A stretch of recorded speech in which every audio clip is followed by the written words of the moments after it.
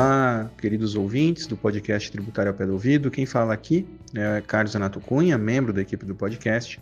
E hoje eu tenho a honra de apresentar um episódio com o professor Dr. Fábio Artigas Grilo sobre o tema do ISS e honorário de sucumbência, analisando se é constitucional ou não a incidência do imposto municipal sobre essa verba honorária. O professor Fábio, ele é doutor e mestre em Direito do Estado pela Universidade Federal do Paraná, especialista em Direito Internacional e Comparado pela Southwestern Legal Foundation, em Dallas, nos Estados Unidos, e em Política Econômica Internacional pela Faculdade de Graduados, Universidade de Belgrano, na Argentina. É professor convidado em cursos de pós-graduação Lato Sensu e advogado com ampla experiência na área tributária na cidade de Curitiba. Então, um bom episódio para todos vocês e até a próxima. Boa tarde. Vamos receber o nosso colega, nosso amigo, o advogado Fábio Artigas Grilo, para tratarmos de um tema que é muito caro a todos nós, todos os advogados, né? Vamos falar da tributação dos honorários advocatícios de sucumbência e a incidência do ISS, né? Do Imposto Municipal, do Imposto sobre Serviços, né? O Fábio, como o professor Maria de Fátima já nos colocou aqui, é advogado militante, participante aí das leis da OAB, está sempre presente nas comissões. Acredito que deva ser reconduzido para mais um triênio como presidente da Comissão de Direito Tributário da Seccional. Se eu estiver enganado, me corrija, Fábio. É doutor e mestre em Direito do Estado pela Universidade Federal do Paraná. Bom, Fábio, seja muito bem-vindo à Comissão de Direito Tributário da Associação de Londrina, né? Você, nosso amigo, né? Esteja sempre conosco, né? E sinta-se em casa e à vontade para que você possa expor aí os seus argumentos, fundamentos, aí, o tema para todos nós aqui. Muito obrigado. Muito boa tarde, Elvio. Eu gostaria de iniciar aqui agradecendo aos advogados, enfim, as advogadas aqui representadas pela professora Maria de Fátima, que já nos antecipou aqui com uma gentil manifestação, como sempre. Estamos sempre envolvidos em atividades acadêmicas, realmente algumas bancas que inclusive se deram online. Uma satisfação estar aqui na presença de todos. Eu não posso deixar de registrar, Elvio, um agradecimento especial à subseção da OAB de Londrina, né, tão bem, agora sempre tão bem conduzida e agora na mão de um advogado extraordinário como é o Dr. Nelson Sayum, nosso amigo, enfim, sempre Londrina despontando na advocacia do Estado e nacional. E, logicamente, cumprimentar você também em função dos trabalhos locais, da comissão, enfim, no próprio Instituto de Direito Tributário de Londrina, né? Isso é muito importante em todos os aspectos, e principalmente no aspecto da advocacia, que acho que é a minha missão aqui, nessa agradável reunião virtual, a qual eu só tenho a agradecer realmente a lembrança e o convite, especialmente por estar aqui, não só discutindo um tema muito ainda incipiente do ponto de vista dos fundamentos, enfim, da sua própria hermenêutica, por assim dizer, e também com uma plateia tão qualificada, né? A gente sempre... eu gosto desses desafios, enfim, mas nós sempre estamos aí sendo surpreendidos por novos argumentos, novas ideias. E como eu dizia aqui no nosso preâmbulo, né, recentemente eu tive a oportunidade, muito recentemente, a convite dos colegas de Maringá, que acredito estejam aqui também participando conosco, nosso amigo Jaime, enfim, unindo a classe lá em função desse problema que é o ISS da advocacia. Nós estamos aqui entre advogados, né?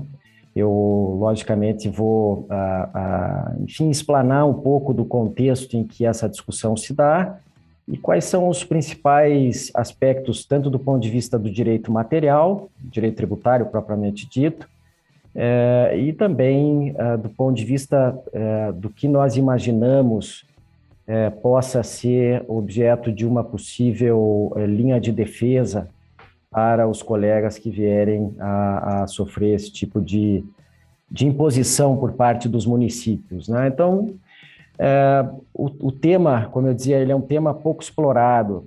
Eu me envolvi, no primeiro momento, sob um aspecto institucional. Como conselheiro seccional aqui da Ordem, eu tive a oportunidade de receber uma consulta do nosso colega Eduardo Tobeira, que, enfim, militante na região de Palmas, aqui no interior do nosso estado, enfim, advogado pujante, militante também, enfim, na advocacia há vários anos, enfrentou uma situação em relação à obrigatoriedade ou não da emissão de nota fiscal em relação a honorários de sucumbência.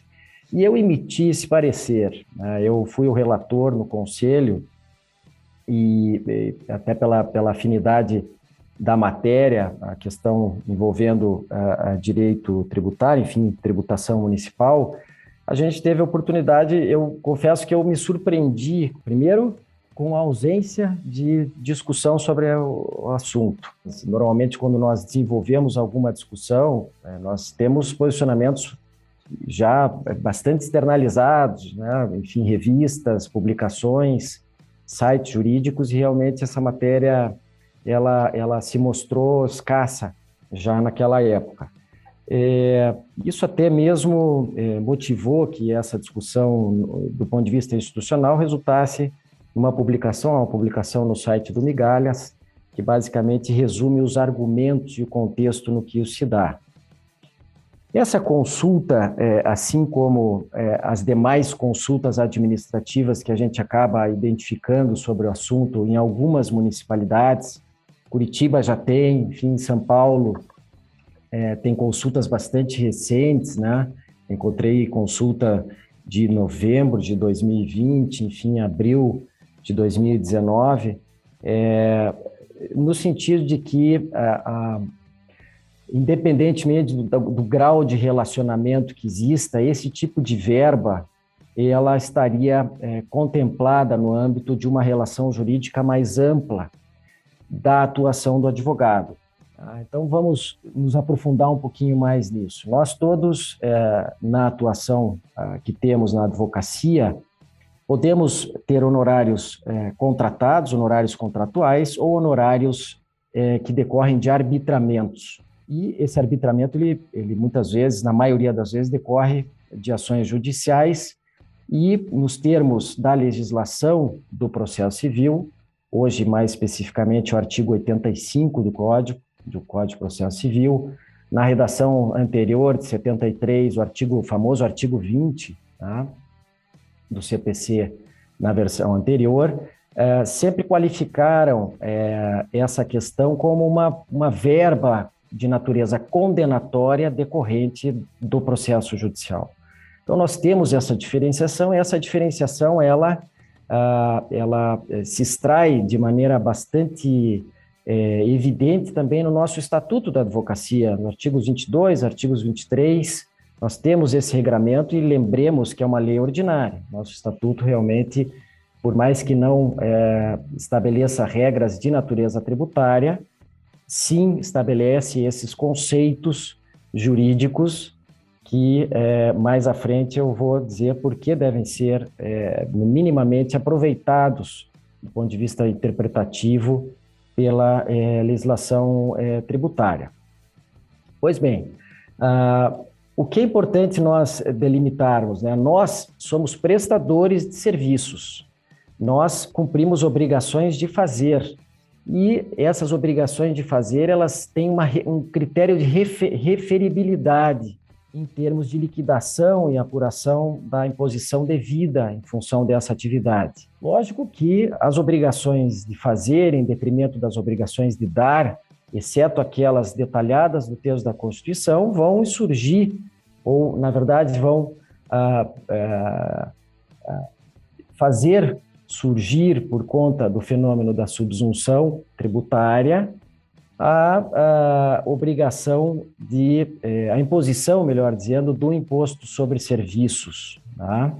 Que do ponto de vista do seu núcleo, enfim, da sua hipótese de incidência, eu não vou me aprofundar nisso, mas simplesmente para termos o piso, e aqui em homenagem de novo à professora Maria de Fátima, que tão bem nos ensina a matéria da hipótese de incidência tributária, isso me parece que a obrigação de fazer a prestação do serviço e o preço desse serviço como elemento de referibilidade para a sua liquidação são todos aspectos que, juntamente com esse núcleo, com esse aspecto material, por assim dizer, de prestar serviços, vão irradiar, enfim, vão se subsumir à hipótese de incidência do ISS, lá no artigo 156, inciso 3 da Constituição. Disso tudo, a gente delimita aqui campos que realmente dividem em duas linhas de argumento que são bastante plausíveis, tanto para o fisco municipal, quanto para nós advogados. Vejamos quais são. Essas consultas justificam a emissão de notas fiscais fazendo referência ao item 17.14 da lista anexa à Lei Complementar 116 de 2003, que nós sabemos é a norma geral atinente ao referido imposto, ao ISS. E esse item 17.14, ele menciona a advocacia. Ele é extremamente... cabe tudo na advocacia.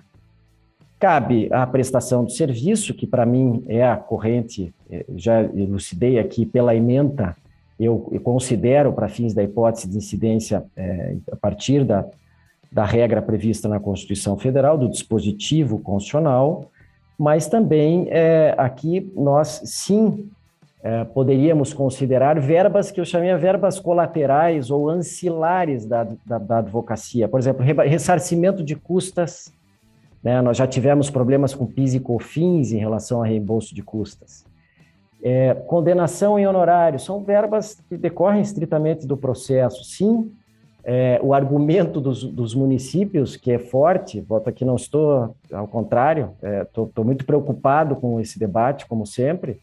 Os municípios dizem, olha,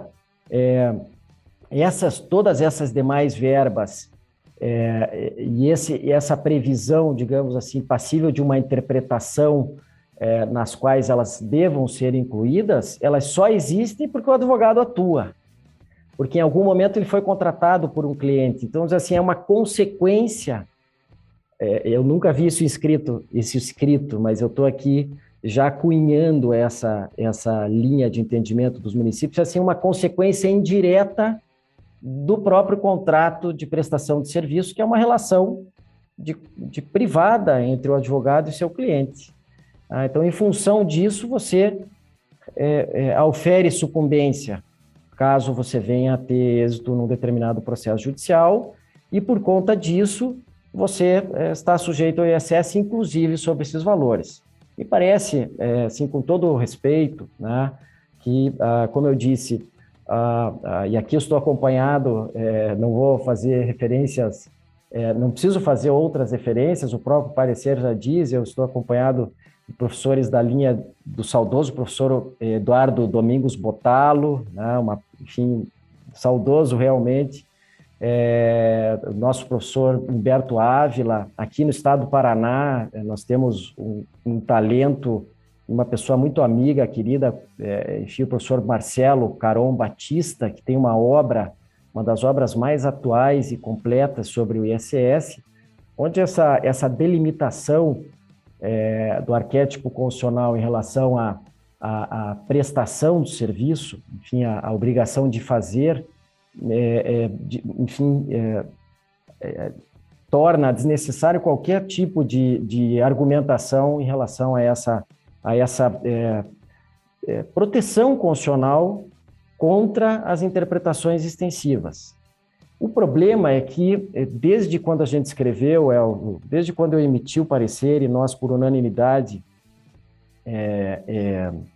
aprovamos lá no Conselho em agosto de 2019, a gente teve no meio do caminho uma das decisões do Supremo na pandemia que sim contribui com a tese do município. Não é determinante, mas contribui, que é justamente um julgamento ocorrido em 29 de junho de 2020, que criou a seguinte tese de repercussão geral no Supremo. Estou com os votos aqui, inclusive, voto da ministra Rosa e do ministro Gilmar, mas, enfim, o que da relatoria, enfim, da ministra Rosa, fixou-se a seguinte tese, que eu me permito aqui ler a seguinte abrindo aspas, né, a seguinte colocação: é taxativa a lista de serviços sujeita ao ISS a que se refere o artigo 156.3 da Constituição Federal, admitindo-se, contudo, a incidência do tributo sobre as atividades inerentes aos serviços elencados em lei, em razão da interpretação extensiva. Agora, eu também me recordo, a professora Maria de Fátima, com certeza está aqui também convencida do que vou dizer, que quando o Supremo emitiu esse acordo em junho de 2020, nós também tivemos do lado da academia, notadamente desses autores que se dedicam à imposição municipal, uma reação muito forte da própria advocacia, no sentido de que essa possível interpretação extensiva não significa um passaporte, uma porteira que se abre para que os municípios possam simplesmente tornar esses itens, essas verbas ancilares, por assim dizer, os colaterais, dentro, né, furando esse arquétipo constitucional. É basicamente essa a minha preocupação, mas sim, nós temos que reconhecer que esse é um fato superveniente, esse é um ponto que não consta das primeiras manifestações, não constava, até porque esse julgamento foi praticamente quase um ano depois da apreciação ocasionada lá pelo referido parecer. Então, eu faço aqui já alguns encaminhamentos, também, além desse argumento constitucional, que me parece que é intransponível. Eu acho que e são divisores de água. Eu respeito muito, e deixei isso bem claro na reunião que tivemos com os colegas de Londrina, me parece que esse é um ponto, é um Y, né? Nós chegamos aqui numa divisão que é uma premissa, que é essa: entra na hipótese de incidência essas verbas adicionais, dentre elas a sucumbência, ou nós estamos realmente, apesar dessa decisão do Supremo, digamos assim, protegidos do ponto de vista da adequada interpretação do texto da Constituição. Eu, logicamente, estou com essa segunda hipótese. E como eu tomo um caminho diferente, tudo que eu falar daqui em diante vai ser bizarro para os municípios, né? Primeiro, eu sou advogado há 25 anos, né?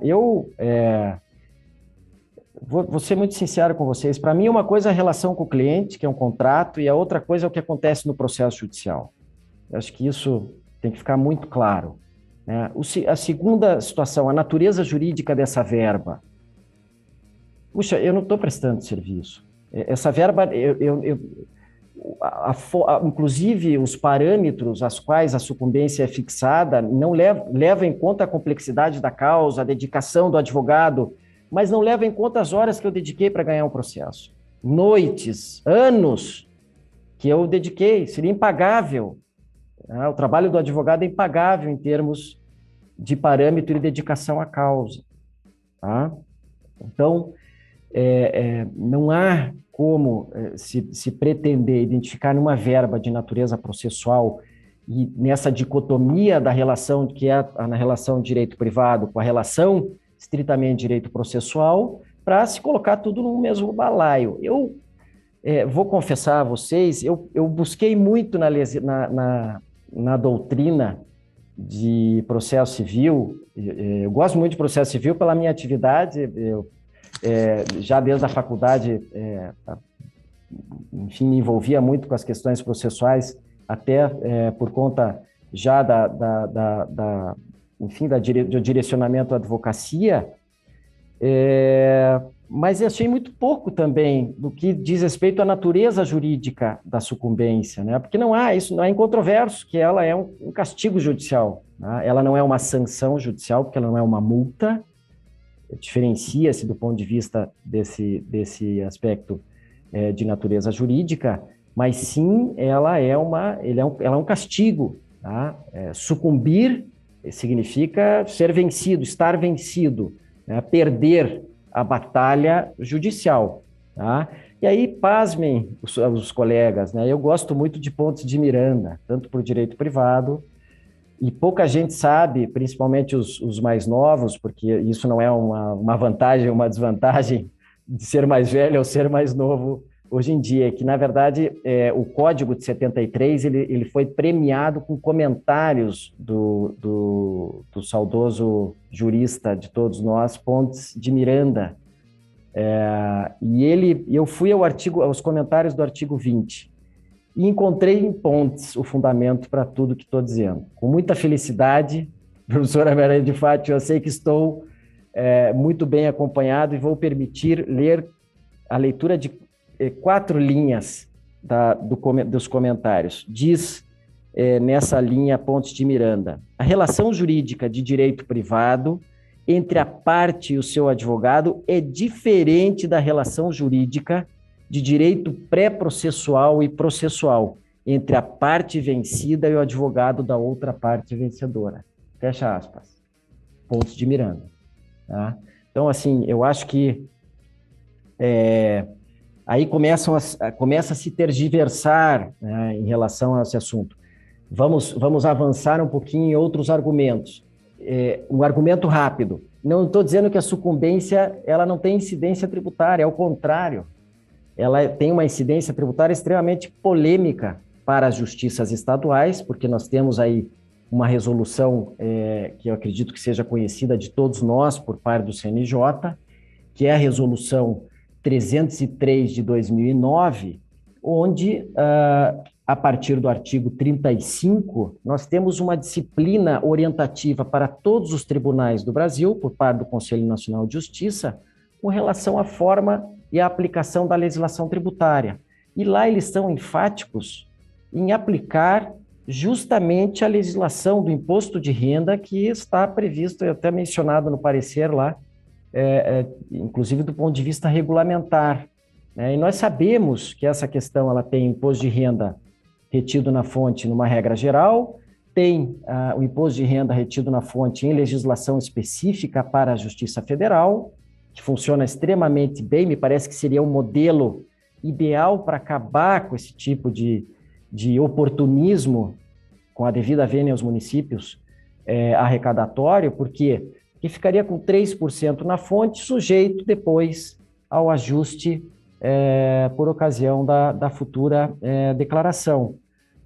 E também a própria Justiça do Trabalho, com um regramento específico. Então, realmente, assim, há uma carga de incidência já do ponto de vista da imposição sobre a renda que é fortíssima.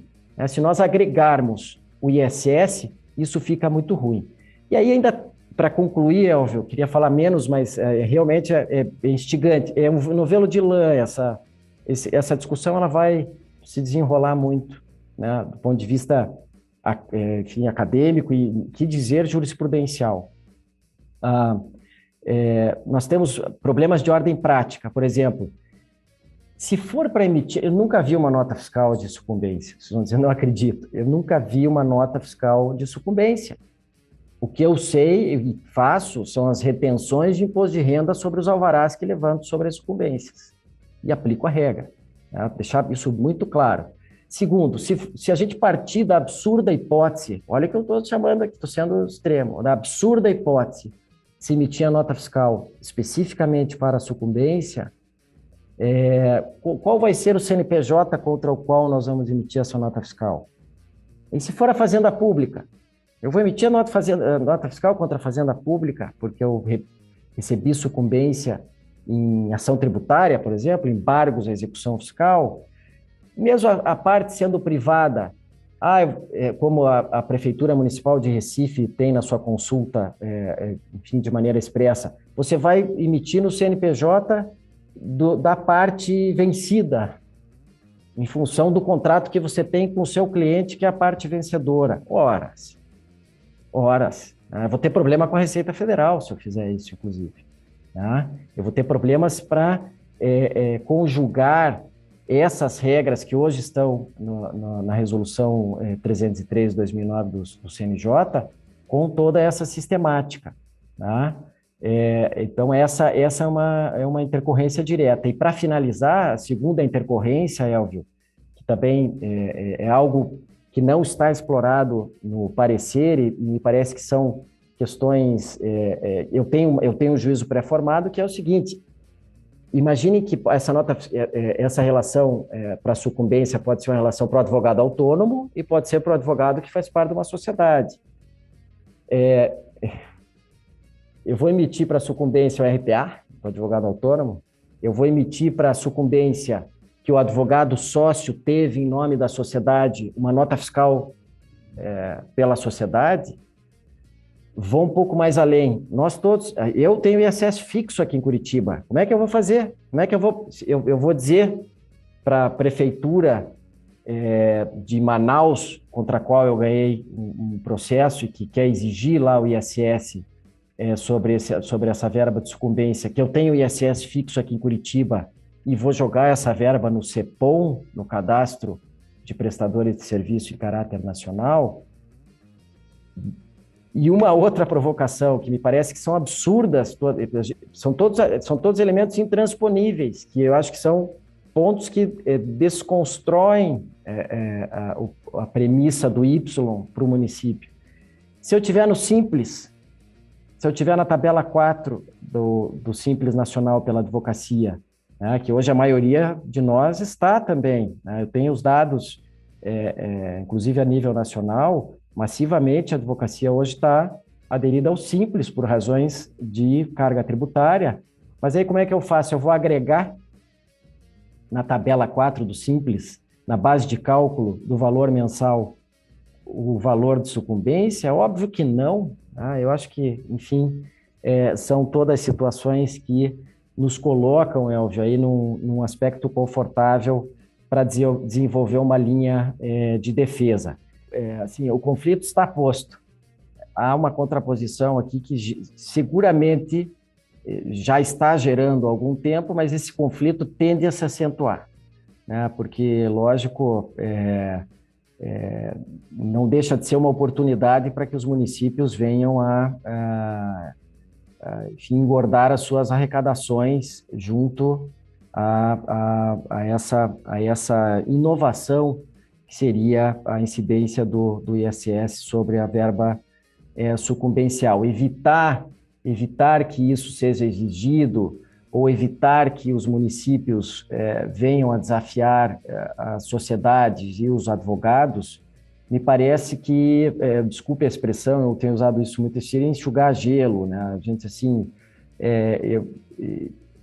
do ponto de vista de linha de defesa, eu deveria buscar, então, por exemplo, um mandato de segurança preventivo em nome da minha sociedade, para eu ter, toda vez que eu for levantar uma sucumbência, eu conseguir apresentar a liminar para isso. Eu acho que nós temos duas dificuldades aqui. Primeiro é a concessão da liminar.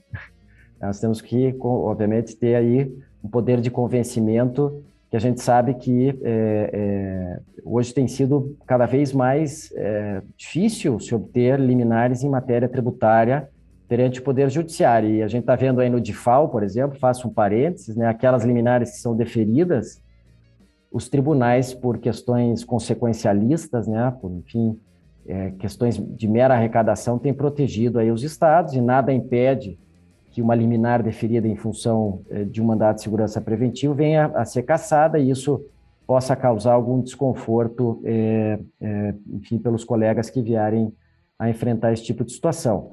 Eu também acho que o segundo complicador disso são as competências locais, né?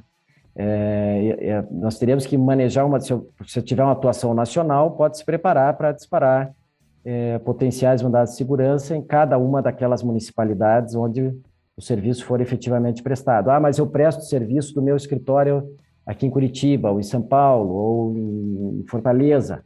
Sim, mas vamos lembrar que o ISS está relacionado ao local da prestação do serviço. Tá? Então, isso também traz, logicamente, complicadores de variada natureza, né? Competência de juízo, vou impetrar o mandado de segurança no local da prestação do serviço, ou vou impetrar no local onde eu tenho o domicílio fiscal da minha sociedade. Nós sabemos que são todas questões altamente polêmicas, né? Estou aqui entre advogados, não preciso ser detalhista em relação a esse aspecto. Então, o que eu vejo, né? Se houver desafio, se houver autuações, tem que se dedicar a uma defesa robusta na esfera administrativa. Eu não acho que seja uma boa ideia, por exemplo, já houveram questionamentos nesse sentido, se buscar a tese para recuperar o que se pagou nos últimos 5 anos a título de sucumbência, exceto se isso, lógico, seja relevante do ponto de vista financeiro, né?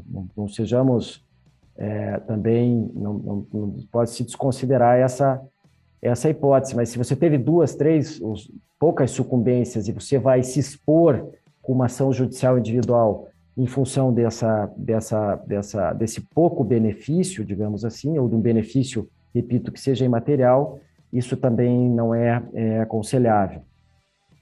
E lógico que se, Elvio, para concluir, né, se isso na esfera administrativa não vier a ter sucesso, e provavelmente os conselhos de contribuintes dos municípios cada vez mais passarão a enfrentar esses fundamentos de lado a lado que a gente conversou aqui, o judiciário logo também deverá aí trazer, ser provocado e trazer definições em relação a essas cobranças, a essas autuações, e, lógico, do ponto de vista institucional, que é o que nós temos feito, e aí já concluo dizendo isso, a indicação de que aos advogados sempre está aberta a possibilidade do pedido de assistência, né? Nós temos no nosso estatuto e no nosso regulamento da advocacia a possibilidade de que aquele advogado que na sua atuação, enfim, principalmente no que diz respeito às suas prerrogativas, e aqui a prerrogativa é uma tributação justa da advocacia, que ele seja assistido, né, que ele tenha, no caso seria amicus curiae, né, amigo da corte, a respectiva seccional. Elvio, seriam essas as minhas considerações aí para a gente passar para ouvir os colegas. Muito obrigado, eu fico contente aqui de poder difundir essa linha de pensamento e respeito muito aqueles que pensem diferente. Nada, Fábio, eu que agradeço demais aí, para que a gente pudesse estar aqui presentes hoje à tarde, que a gente pudesse discutir um pouco, conhecer todos esses argumentos, né, porque muitos ainda não os conhecem, né? Alguns aqui me pediram para que enviasse o parecer eu coloquei aqui no bate-papo, tá, pessoal? O Maurício Sacani, nosso colega lá do IDTL, e da comissão, colocou aqui também alguns dos textos que você mencionou, que estão no Migalhas. Então, estão aqui já, vamos dizer, todos enumerados, né? Todos aqui no site, no chat, para quem quiser que está participando, participar. Quem não teve acesso, eu vou encaminhar também lá no nosso grupo do WhatsApp, né, da comissão, tá? Para aqueles, eu peço para o Maurício também, se puder, Maurício, já encaminhe lá também, tá? E eu encaminharei o parecer ali do Fábio, da comissão da seccional, e com a ressalva que ele já mesmo mencionou, né, a questão desse julgamento sobre a taxatividade também de agosto lá do STF, né, o julgamento da pandemia, dos quais, né, eu acho que dos julgamentos, né, dos quais nós sofremos demais. O tributarista sofria toda vez que um dos temas era pautado lá no plenário virtual do STF. Né? Bom, pessoal, Fábio, eu aqui dentro das minhas anotações, né, eu chamei a atenção, chamou-se a atenção para mim uma questão que você colocou ali na parte final do parecer, que é muito importante, aquela divisão de conceitos entre um e outro, né, porque a gente sabe que dentro da hipótese de incidência, da regra de matriz de incidência aí do tributo, há uma obrigação de fazer, efetivamente. E aqui há manifestação de vontade. Eu quero fazer aquilo, eu quero firmar aquele contrato, não é isso? E nos honorários de sucumbência isso não existe, certo? Perfeito. A referibilidade, né? Até para fins, como eu dizia, da mensuração, da extensão do valor a ser pago, né? Para fins de arbitramento pelo juízo. A gente não...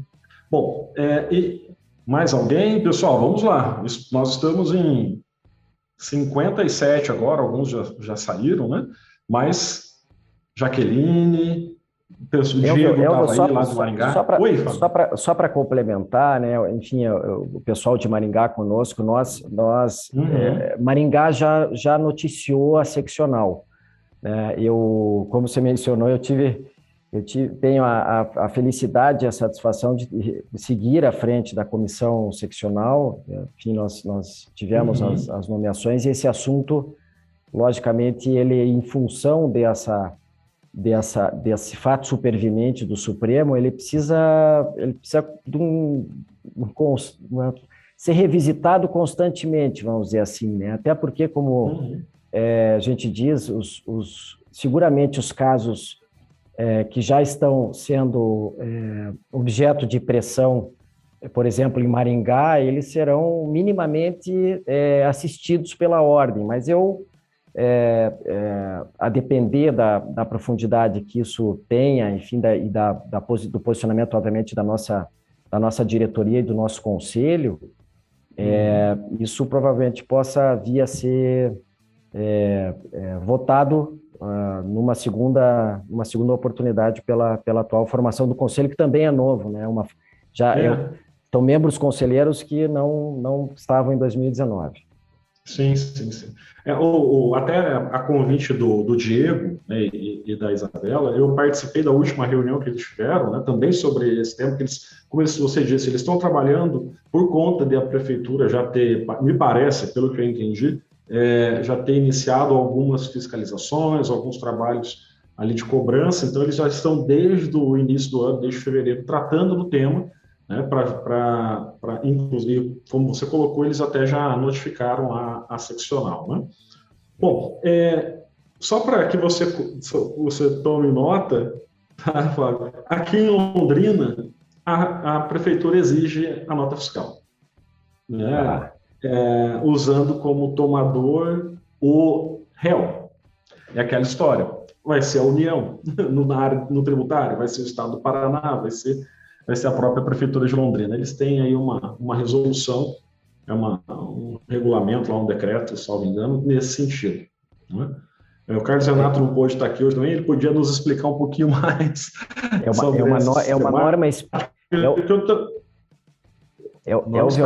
É uma norma específica para a sucumbência? Exatamente. Esse regulamento é uma resolução municipal, alguma coisa assim?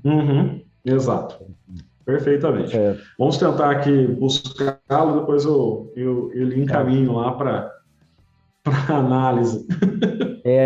Vamos lá, pessoal.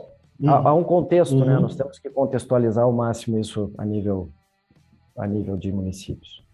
No simples, não é? Nós temos lá na Lei Complementar 123 aquela questão do artigo 13 que junta todos aqueles tributos em um só. Em uma forma de pagamento apenas, né? Não que ele junte um tributo só, não é verdade? E lá diz que a base de cálculo é receita bruta. Haveria alguma situação distinta que dentro do Simples Nacional, quando a gente fala dos honorários de sucumbência, ou a gente, a partir dessa ideia da inexistência de referibilidade ou da inexistência de uma obrigação de fazer, os advogados poderiam... Vamos imaginar o seguinte, né? Que a gente exclui da base de cálculo esse valor para fins de ISS, porque lá na PGDA seria possível, né, de certa forma, dizer lá um valor menor a fins do ISS. O que você sugeriria? Não integra a base de cálculo, né? Na tabela 4 não integraria. A gente sabe que tem riscos nisso, né, assim, em situações extremas até de exclusão do próprio regime, né? Então, tudo isso tem que ser feito com cautela, né? A gente sempre indica em situações mais complexas que minimamente se converse com o contador, né? Porque isso envolve também sempre matéria contábil. Nem todos nós que somos da área tributária estamos familiarizados com tudo isso, mas imaginem as mais distintas áreas do direito. A gente sabe que contabilidade realmente não é uma área do conhecimento fácil de se compreender, assim como é para... Fácil, não vou dizer fácil, nunca é fácil. Vou dizer, com a clarividência, vamos dizer assim, que nós, pela afinidade que o direito tributário, que a tributação e a contabilidade, enfim se hermanam, né? Então, eu vejo essa questão de se excluir justamente porque é a receita total da prestação de serviços. Seria nessa linha. Sim. Vamos lá, pessoal, mais alguém? Doutora Andressa, seja bem-vinda à nossa comissão aqui de Londrina.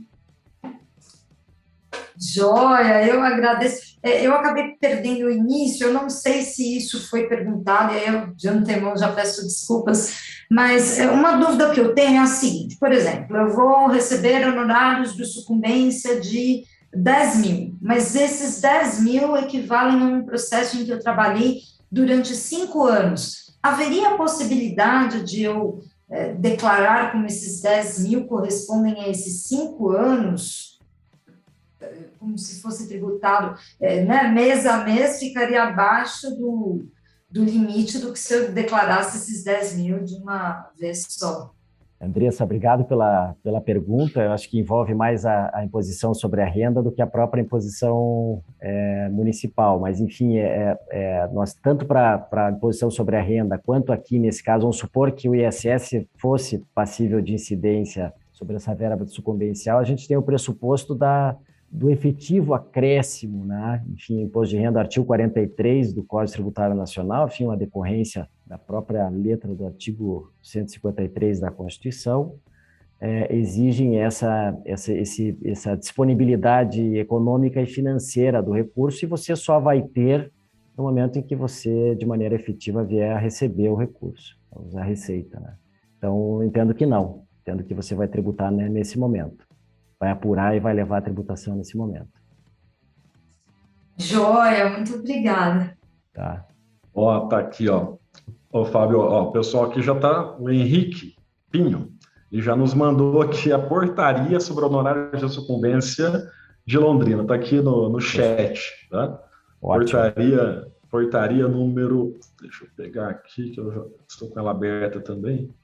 Para quem é de Londrina, né? É do dia 30 de julho de 2015, 4. Portaria número 4, fixa regime especial de emissão de notas fiscais eletrônicas nas operações e dá outras providências. E aqui, dos horários é a 4. Não, desculpa, a 5, trata a 5. A portaria número 5 também é do dia 30 de julho. A portaria número 5 que vai tratar aqui da emissão de notas fiscais para honorários de sucumbência. Então, quem é aqui de Londrina, né, tem essa obrigação, está aqui, a gente pode discuti-la, né, trazendo lá para as novas discussões dentro da comissão. Mês que vem, a gente já vai ter uma reunião para tratar de forma mais ampla, né, da constituição da sociedade de advogados, da tributação da sociedade de advogados, e a gente vai colocar um pouquinho sobre essas questões também, né? Então, só que essa vai ser presencial, vai lá no auditório da subseção, e a gente vai transmitir ao vivo, se for possível, lá, né, dentro do calendário da subseção. Né? Mais alguém? Mais alguma pergunta? Oi. Elvio, em relação a Londrina, te agradeço imensamente e com certeza irei me debruçar. O que chama a atenção aqui, todo respeito ao município, eu realmente eu sou combativo na advocacia, mas nós temos, tenho amigos queridos em várias municipalidades, enfim, aqui, conselheiros, procuradores do município, isso não desmerece a atividade ou a linha de argumentação. Mas disciplinar isso em portaria, né, um dos aspectos lá realmente é a legalidade, assim, digamos, seria um instrumento para justificar a interpretação extensiva que o Supremo autorizou, né? Vamos lembrar que o Supremo, eu estou aqui com a tese, né, eu li aqui para vocês, elencados em lei, em razão da interpretação extensiva, não em portaria, não em resolução, não em instrução normativa, que é o que a gente, né, acaba vendo, né? Acaba vendo. Então, me parece que prato cheio para questionar em Londrina, né, se tiver esse aspecto da legalidade. Diga, Adriano, um abraço. Vai, Adriano. Tudo bem, doutor? Tudo bem, e você? Graças a Deus também. Quanto tempo, né? Também faz um tempo já que não nos vemos. Isso aí. E deixa eu te falar, né, que eles fazem, essa portaria de Londrina faz uma remissão, né, a uma lista de serviços, assim, tá? Um serviço listado, a lista de serviços. Eu acho talvez mais esdrúxulo ainda, né? Talvez, né? Uma remissão à portaria a uma norma, né, a uma lei, né? Então, essa transmissibilidade aí legislativa de portaria para uma lei, eu acho bem complicado, né, doutor? Eu costumo dizer que isso é gambiarra jurídica, com todo respeito. A pessoa que vai fazendo gambiarras para justificar certos fundamentos que a gente, assim, eu sou muito, minha formação jurídica parte muito da linha da Constituição, né? Eu realmente não consigo fechar os olhos para a Constituição Federal para premiar uma portaria esdrúxula dessa. Prazer em falar com vocês novamente, viu? Até mais. Obrigado, Adriano. Quem chamou? Aqui, por Everton. favor. Oi, Everton. Fique à vontade. Muito bem, pessoal, eu sou presidente da Comissão de Direito Tributário aqui de Cascavel. Seja bem-vindo, Obrigado, acabei recebendo o convite aí, sempre é uma dúvida recorrente dos colegas, né? E eu queria aproveitar um pouco o conhecimento do Dr. Fábio para entender um pouco dele, qual que é a opinião a respeito do do ISS sucumbencial, das verbas sucumbenciais, quando nós falamos em contribuição previdenciária, né? O Dr. Fábio abordou um pouco a situação do ISS, da nota fiscal, falou um pouco também sobre o imposto de renda, e, por outro lado, nós temos a situação também daquela contribuição obrigatória, né, para a pessoa física. Então, eu gostaria de saber, Dr. Fábio, o seu entendimento a respeito se essas verbas elas vão ser consideradas também como base de cálculo para fins de recolhimento do INSS. Everton, obrigado pela pergunta. Eu entendo que não, porque são uma decorrência da própria noção da prestação de serviço ou não, né? Se não há prestação de serviço, assim, como há um regramento específico para o imposto de renda que sim traz a imposição, aí sim, do ponto de vista da verba previdenciária, não, porque está estritamente relacionado à obrigação que foi prestada, né? Então, eu entendo que não.